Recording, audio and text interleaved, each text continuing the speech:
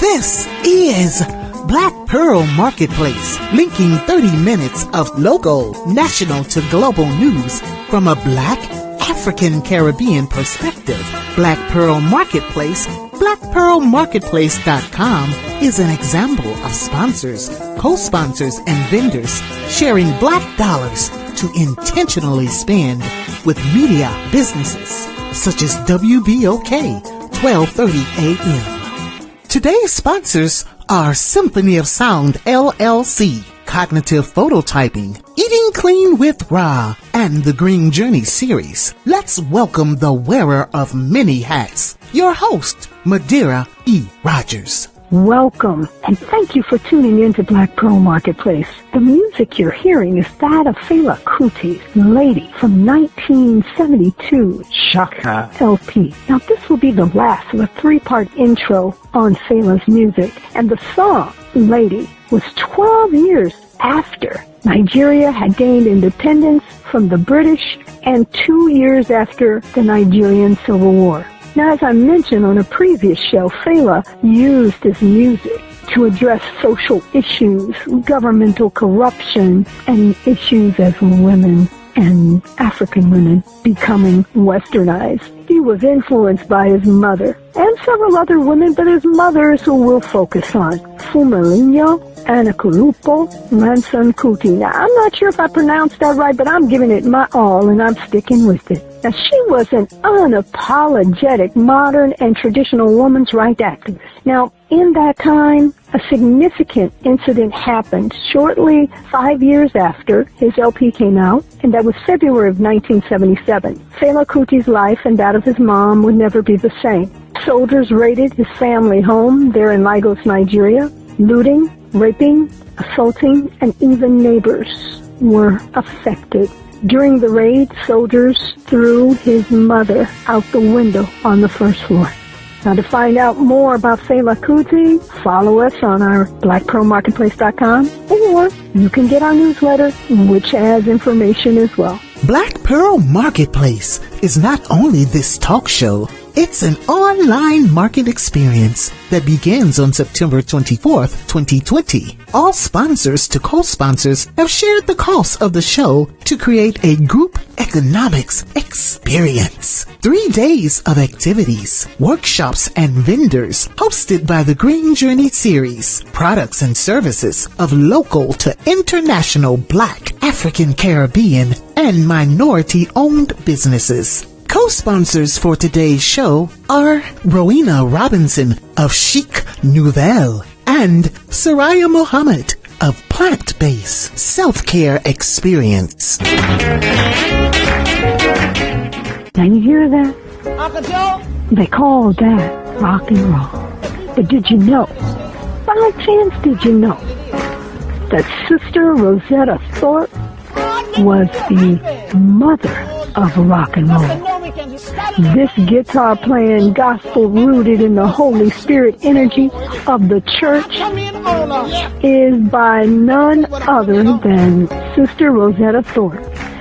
She had her guitar licks, audience call and response to her vocal stylings influenced many, you name it. Jerry Lee Lewis, Elvis Presley, Chuck Berry, Little Richard, to even the British, as the Rockers, as the Rolling Stones, and Eric Clapton, and Led Zeppelin, and all those mates, you know?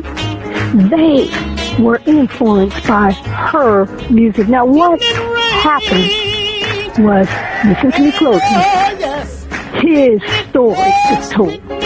His story, not her story. They turned a deaf ear to the woman, a Black woman from Cotton Plant, Arkansas, born in 1915. She was a prodigy at 6 years old, performing in churches to revival. She moved to New York later and married a preacher, and there she would play with Duke Ellington and others. Sister Rosetta Thorpe. Here's a culture, fact, and tradition. The kora, K-O-R-A, is the beautiful sound you hear. It's an African musician's harp. Now, the music you're hearing is that of guitarist Ali Faka Touré and Mali-born, well-known Toumani Diabate, who's playing the kora. The album is called Heart of the Moon. Now, the kora was first introduced to Europeans in the late 1700s, and it was from the community of the Mandiga community.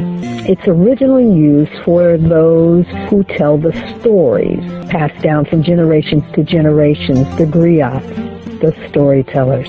However, this musical instrument with a large gourd body or calabash body is huge, and it has a thinner guitar neck with the traditional 21 strings.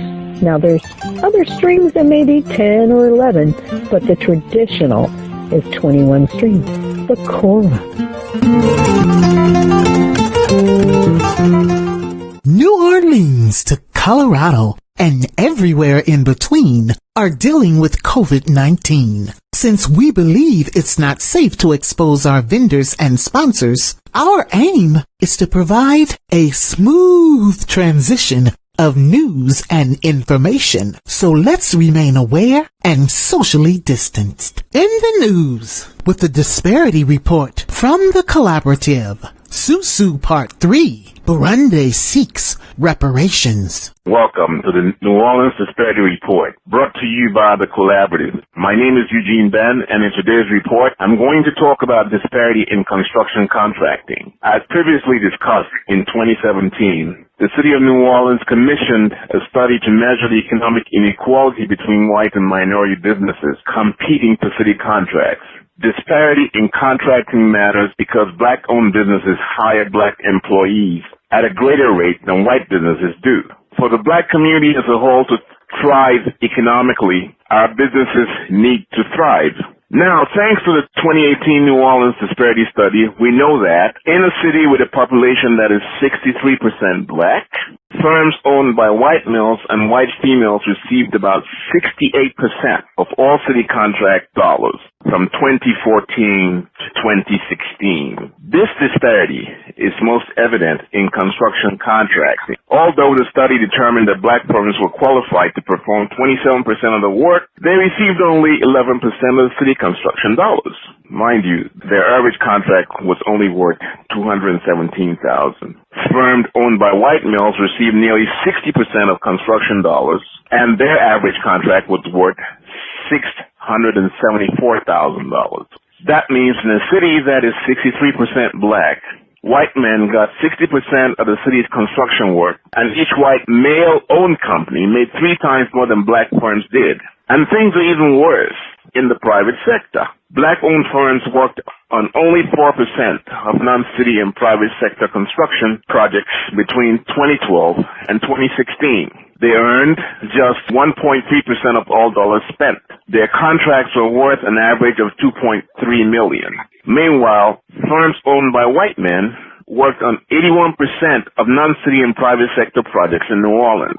These firms earned 93% of all dollars spent. Their contracts were worth an average of $8.2 million. In a city that is 63% black, white male-owned firms were awarded 81% of all private and non-city construction contracts, and those firms made, on average, almost 4 times more than black-owned firms. The city has done very little to help change this narrative. Right now, New Orleans is spending its last $2 billion of FEMA money. Money we'll never get again, and can't tell you how much of this is going to be paid to black or minority businesses. This is unacceptable. Now, in closing, please call our mayor and council people and tell them to ensure the Office of Supply Diversity is willing and able to penalize prime contractors that don't follow disadvantaged business law and policies. 2, immediately implement the recommendations of the disparity study. 3, audit current city contracts to determine whether we're getting our fair share. If we don't demand change, no one will. In the meantime, get more information at www.thecollaborative504.com. I'm your host, Nagiri Rogers, and this segment of the show is sponsored by The Collaborative, co-sponsors PLANTBASE Skincare, Dreamer's Touch, and Southern Sass by Cass. Now, this part of Black Pearl Marketplace we feature in the news, and it's important to know that you can always visit our archive page for more information. This will be the final report on the Susu. We know that there's a traditional Susu, that's a savings club, and the American version known as the Blessing Looms. Some are good, some are not, but they all recruit members. Now, this portion of the interview makes reference to Stephanie Bede and Michelle Singletary, again, from Tammy Mack's show on U2 Fox Soul. Stephanie, you are all for the Susu. You say, look, it's like Black Wall Street. It really is. You have a community of like-minded individuals who are supporting each other and their family and friends.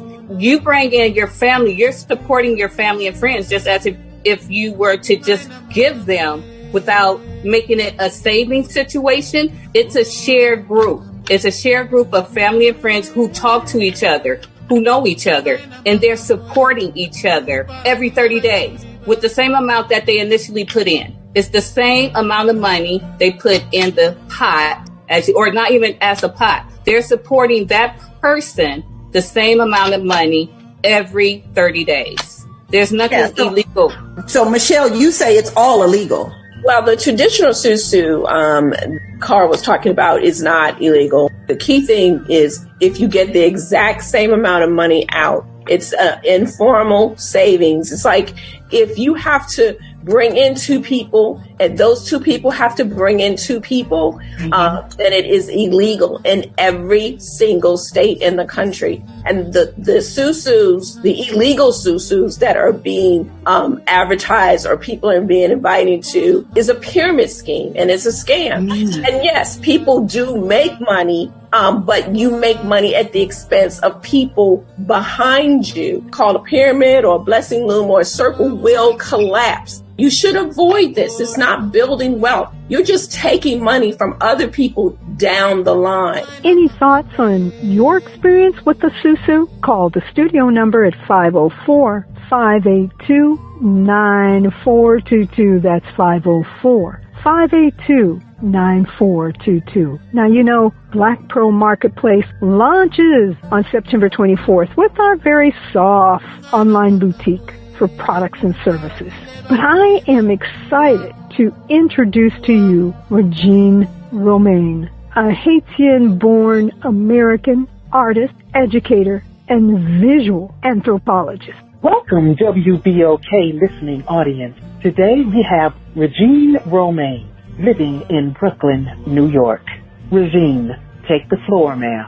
Okay, well, thank you so much for the invitation. I am a proud daughter of Haitian immigrants, and I grew up in the DMV area, the Washington, D.C. metropolitan area, and moved to Brooklyn, New York in 1999. And in moving to New York, I really was able to kind of dive into myself as an artist. And so my work is mixed media.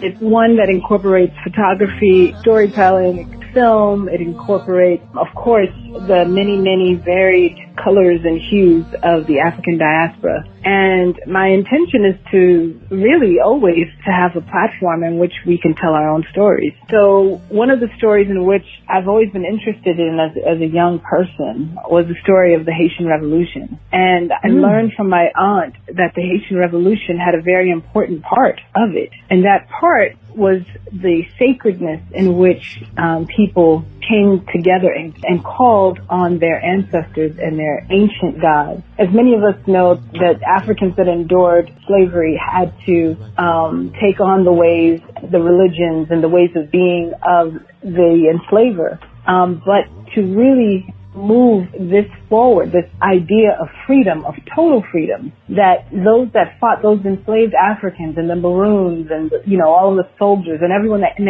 they all came together and called on their ancient ways, which had not been so ancient, right? Because many of them had just come over. And so it was a clear marking of a difference way of being. And so in that there's a ceremony called Boakaimon that took place on the 14th of August, 1791. And so as a young person, I learned this story and then wanted to learn more about voodoo, because as a Haitian person, people often say, oh, y'all do voodoo. You do this or that. And what does that mean? And so my family, they were Christian. I grew up in, as I said, the DMV area. And so that really is at the crux of a big part of my research and interest, is learning about Black folk spiritual traditions, about learning about the ways in which we kept our traditions throughout the Americas. So whether it's the hoodoo down in New Orleans or the Obeah in Jamaica or the voodoo in Haiti, a big part of my anthropological research is based upon our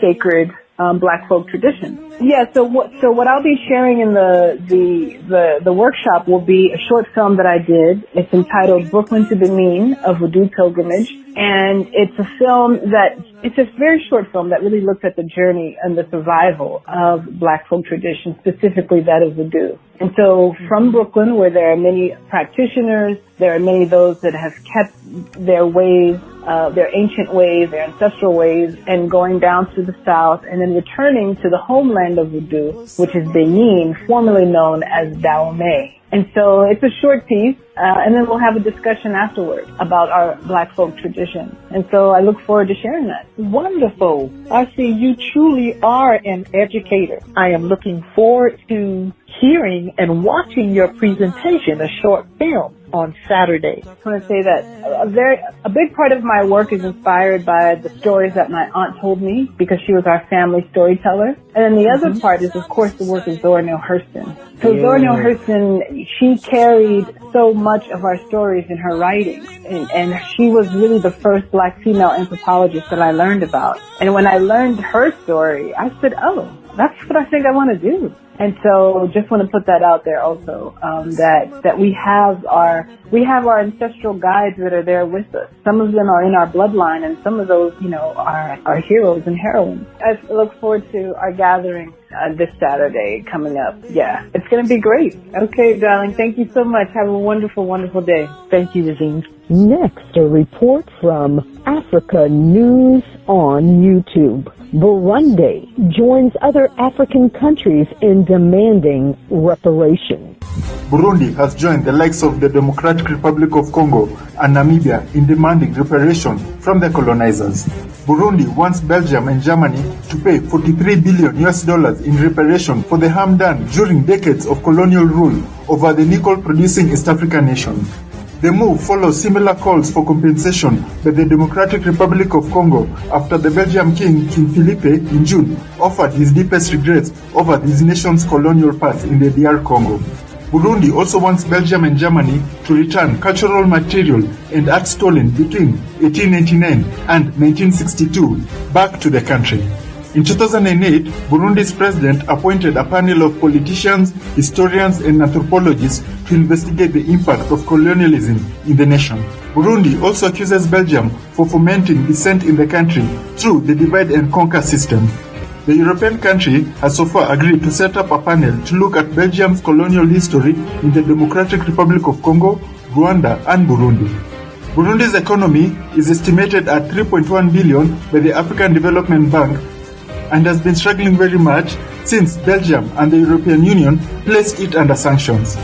Welcome back to BlackPearlMarketplace.com. I'm your host, Maderia Rogers. And as our world has not got back to normal, it's pretty much the way it is. And we have to be mindful that in the presence of COVID-19, we now have to create new paradigms of doing business. Black Pearl Marketplace is proud to introduce Black Pearl businesses with interview for my co-host, Linda C. Shaw. Hello, WBOK. We have a guest. Her name is Soraya Muhammad, and she is the owner of PLANTBASE Self-Care Experience. So, Miss Soraya, welcome. Thank you. I'm so glad to be here. Tell us a little bit about who you are and what PLANTBASE is all about. I am 20 years old. I founded PLANTBASE. PLANTBASE is self-care experience is more than just a skincare brand. It's self-care. We are a brand that's dedicated to formulating quality self-care products using only the best of what the earth has to offer. Our company believes that true beauty comes from a love of self, and the best way to love yourself is by caring for yourself, your body. Excellent. Our raw ingredients are thoughtfully blended by hand to create products that the power to not only transform your skin, but to transform the way we care for ourselves. And many people are ignoring the handle with care labels on their bodies. And so at PLANTBASE, we aim to provide our customers with amazing products and personalized self-care experiences. Wow. That's pretty cool, Soraya. When you did your Healthy Minute last week, you were talking about teas. So tell me a little bit more about the products. Well, plant-based, actually, and the reason I always say skincare products, because when we started, it was plant-based skin, but now we've grown into hair care, and I also have the tea that I was talking about last week. And the thing is, our herbal tea blends that we do. And the herbal tea blends, you can burn them as just like how you burn sage, or you can drink them as a tea, of course. And then one of my favorite ways to do it, aside from drinking it as a tea, is you can put it in your bath water and kind of have a whole ritual experience in your bath. Wow, that sounds amazing. Oh, it is, especially with our salt blends too, because we have like bath salts and like milk baths as well. Excellent. Do you have a website?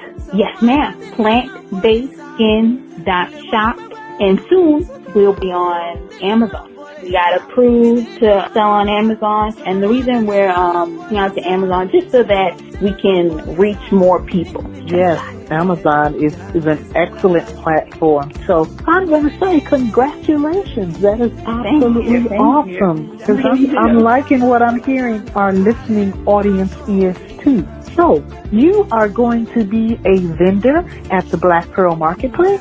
Yes, ma'am, I am. What will you have available so our listening audience can know they need to jump online so that they can find PLANTBASE? What will you have available for customers? So on top of our regular array of products, which is our signature sugar scrub, bath soaps, and tea herbal blends, I'm also launching for the Black Pearl Marketplace a new hair care line and then our baby skincare line. So a lot of my friends around me have been popping out babies. That is the inspiration behind our new baby care line. It's going to be all natural baby hair care products, skincare products, and things of that nature. I see your company is a company that has their thumb on the pulse of what's happening now, and you're stepping up to the plate. I am so very pleased to hear this coming from a young woman, a young entrepreneur. And I just wish you so much success. Listening audience, you heard it right here on BlackPearlMarketplace.com. Everybody needs a self-care experience. So thank you. Well, hello, WBOK listening audience. We're back again with Miss Regina Robinson of Chic Nouvelle. She is going to come and share her brand with us. Rowena? Hi. Hello. Hi. Yes, and Rowena K is, the name that most people, especially the models in the industry, know me as, but it's Rowena K. McCormick Robinson. Pretty long. A lot of times I don't like to leave out the McCormick. That's, strong family name. Tell us about your brand. Okay, so what we have is Chic Nouvelle Model and Talent Agency. We're an agency where we really try to help almost everyone who has a dream of being a model or who has some type of talent. So we actually have a division where my business partner, Leslie Lagania Shelby, takes in the models that are between the ages of 4 to 17. And actually, many of those models come to me. And I send them to her so that she could go ahead and polish them up between the ages of 4 and 17. And then once they're 18, I take over. And I begin to book them for all sorts of things. Lots of promotional modeling, photo shoots for like bridal magazines, for example, runway shows and fashion shows, there's a difference. A lot of times people don't know the difference. With runway shows, you do have to be between, 5'9" to 5'11". And with fashion shows, you can be any height, any size. It does not matter. We're able to give so many different people opportunities. We also help in the department of acting, and then also my family booked African drummers and stilt dancers. Because my family is so big, we're able to get booked all over, not just, in the United States. But I'm the oldest of 13, and that's basically how we got started, because my dad is 6'7", my mom 5'8", and the siblings started modeling before I did. And I jumped in later and began to manage them all. And I decided when we did what we were doing, because I'm a teacher by nature, I'm a certified teacher for 24 years, certified in all subject areas, all grade levels. I'm a person who loves kids. I have that in my heart. So I wanted to be able to bring in the rest of the community with their talents and, just be able to give them a platform. Are you local to New Orleans? Yeah, we started off, we are local in New Orleans, but we're actually, I want to say, sort of like internet-based. We're able to book models from all over the United States.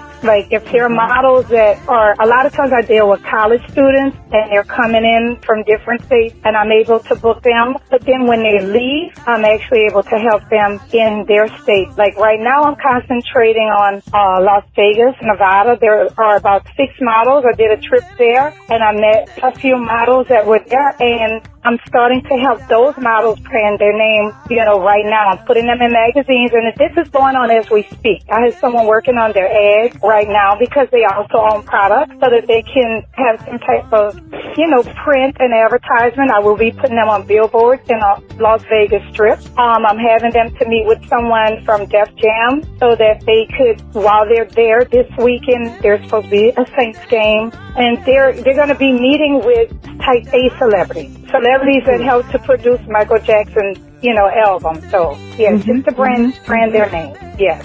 Powerful. So now, tell us about the Black Pearl Marketplace and what you will be bringing. Okay, because I know that times have changed, and I still feel that there is a need for, solid teaching when it comes to models, especially both models and talent. But as far as their presentation is concerned, I realize that there is a need for models to know how to be able to take pictures and pose the proper way. Mm-hmm. So my goal is to be able to present a workshop that will show them how to put their comp card portfolios together the proper way, take pictures with posing the proper way, and making sure hair, makeup, everything that they need to have done is done the proper way. And then also basic tips as far as walking on the runway and walking in fashion shows is concerned. And your website URL will be chicnouvelleworldwide.com. I can be reached at Rowena.K on Instagram, K-A-Y. Thank you so very much. Bye-bye. Remember to visit Black Pearl Marketplace for the speaker series beginning tonight. Today's co-sponsors, Rowena Robinson of Chic Nouvelle and Soraya Mohammed, Plant-Based Skincare, Dreamer's Touch, and Southern Sass by Cass. Our sponsors are Symphony of Sound LLC, Cognitive Prototyping, Eating Clean with Ra, and Green Journey Series. Visit us on WBOK's Instagram on how to continue the conversation on today's show. All of our sponsors and co-sponsors usually go live on Instagram after each show, or you can simply visit us at blackpearlmarketplace.com. I am your host, Madeira E. Rogers. I am honored for the time and the attention you extend to us in 30 minutes of talk, arts, news, and information you can use. Our efforts through Black Pearl Marketplace benefit Literacy Project International, a youth organization that bridges literacy and the arts. Our show producers, WBOK Studios, along with the Green Journey series for Black Pearl Marketplace. Associate producer, co-host Linda C. Shaw in Denver, Colorado, Chive Ijuko in Houston, Texas, and Soraya Muhammad in New Orleans, Louisiana. Black Pearl Marketplace, linking one black pearl at a time to create an economic change of life. BlackPearlMarketplace.com